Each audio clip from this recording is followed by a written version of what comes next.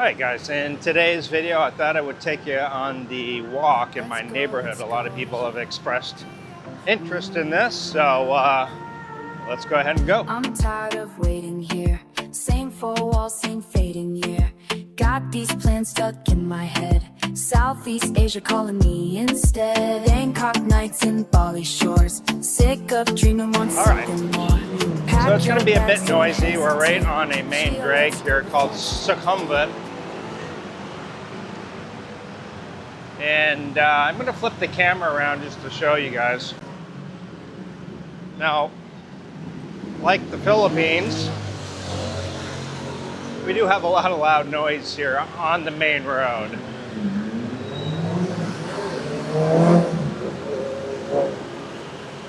Up here we got the BTS station, which is the main way to get around here in Bangkok.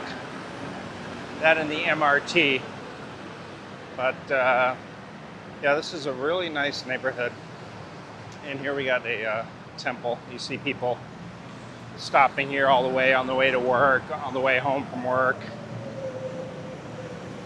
Lots of condos on both sides of the road. And my condo is just down the way. Now I'm going to get to a spot where I can talk in about 3-4 minutes, so just hang in there. I'm going to flip the camera around again. Here's the entrance to the BTS, which is the Phra Kanong BTS, which is where I live. This is the neighborhood I live. And again, this is the one thing I do like, is just big sidewalks. Big sidewalks. There's the main road there. The noise is a bit loud, but I don't get any of the street noise from my condo. I really don't. I can't hear anything from my condo. And then here you see somebody's praying there. Now this is the little shopping mart that I shop at all the time. It's like a little mini market, fruit, vegetables, canned goods. Ready-to-go meals that are only like $1 or $2. Now you do have the homeless in Thailand, but it's not as well. I don't want to say it's not as pronounced. There's a lot of homeless here. Nice coffee shop here, but they're not aggressive. And here you get all kinds of street food.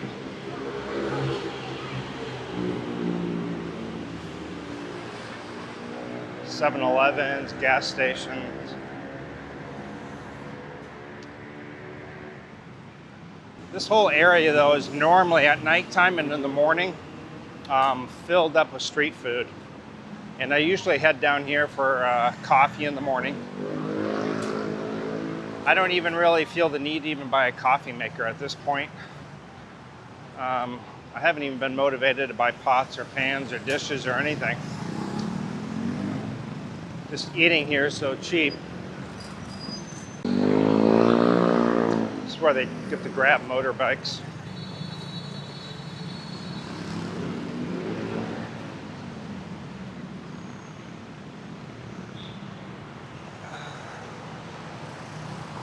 So this is a popular area here. And we're coming up to W District, which is where I like to hang out.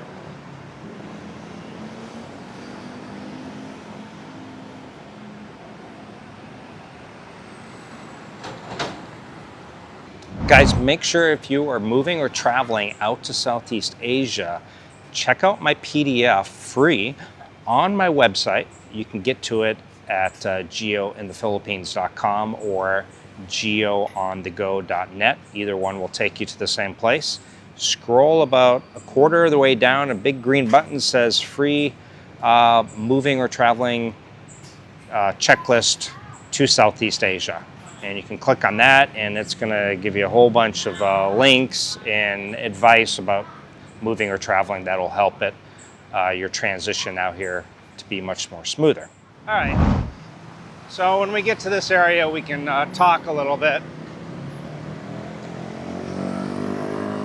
But yeah, this is at nighttime very vibrant.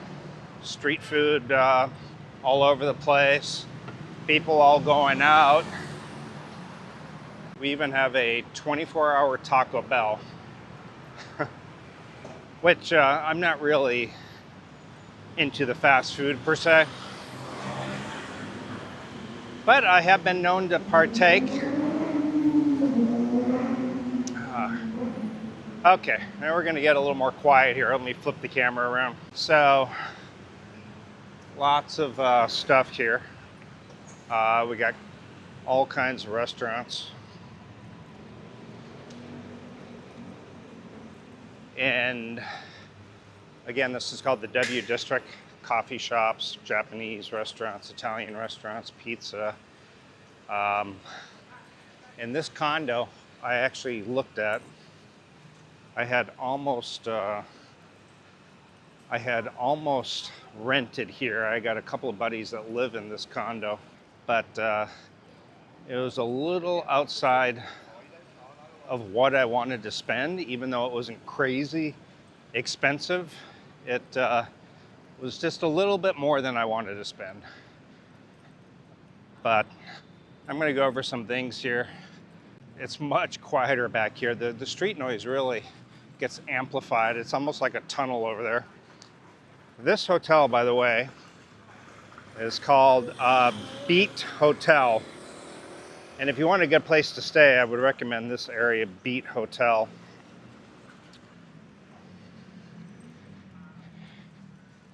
A lot of restaurants and stuff over here. And I don't believe it really opens till like 4. This one's open. And this place here, Fishbone Live Music Bar, is you'll see a lot of Filipino bands, a few Filipino waitresses working there.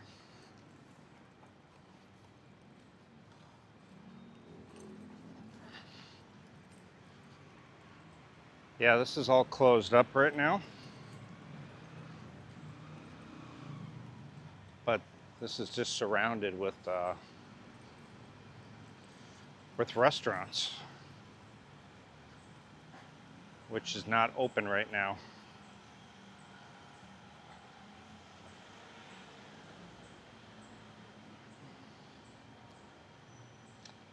Yeah, at nighttime, this place is just hopping. All right, so we got a little quiet now so I can talk. But yeah, again, on that main drag, it gets really loud because it's almost like a tunnel, so that sound gets amplified. Again, once you hit a side street, that sound pretty much goes away. You can't even really hear it even now, and the street is just right there. And in my condo, I hear no noise whatsoever. An occasional ambulance if I have everything turned off. If the aircon is not running, if the TV's not on, if I don't have music or whatever going on, then maybe I can hear an ambulance, but otherwise, no. Now, back to what I was saying is I have, like, one of the first things I did when I'm in the Philippines, every time I move someplace, I would want to go to the grocery store, get pots, pans, dishes, utensils, spices, everything I needed to cook at home almost immediately. And even in my last place, Bacolod, I had like this beautiful coffee station set up with Keurig and all of this. And yeah, honestly, I spent kind of a pretty penny on Amazoning, Keurig coffee over to my place in the Philippines. But here, the coffee, I typically spend a 60 baht for a cappuccino in the morning, 1 cappuccino. So that's less than $2 US. And I drink that, and I people watch, I go through emails, I scroll or whatever on Facebook. And then, then I go back, and this is after I've went to the gym in my building. So I don't even pay for a gym membership anymore. I don't need that. I don't need to order Keurig coffee machine. I don't order Keurig coffee pods. I simply go out and I buy a $2 cup of coffee, a cappuccino. And I like that a couple of things. A, I'm getting out and I'm walking, I'm getting some air. 2, I'm getting to interact with people. They actually have gotten to know me, so they already know what I want. And another thing is I don't really cook at home.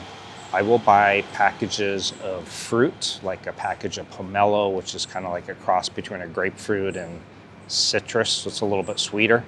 I'll grab a package of that for $1 or $2. I'll grab some hard-boiled eggs already made at the convenience store that I had passed by and showed you. And maybe I'll get some dried mango to eat for a snack. And that's really about it. And then during the day, if it's a day where I'm sticking to street food, I generally eat twice per day. Usually like a brunch and an early dinner. So I've been trying to do that just to maintain, weight, and I've been working out. So I try to stay as healthy with the intermittent fasting. But a brunch and a dinner, and typically I'm spending, I'm not kidding, anywhere from, I don't know, usually on average about $2 per meal. So about $5, $6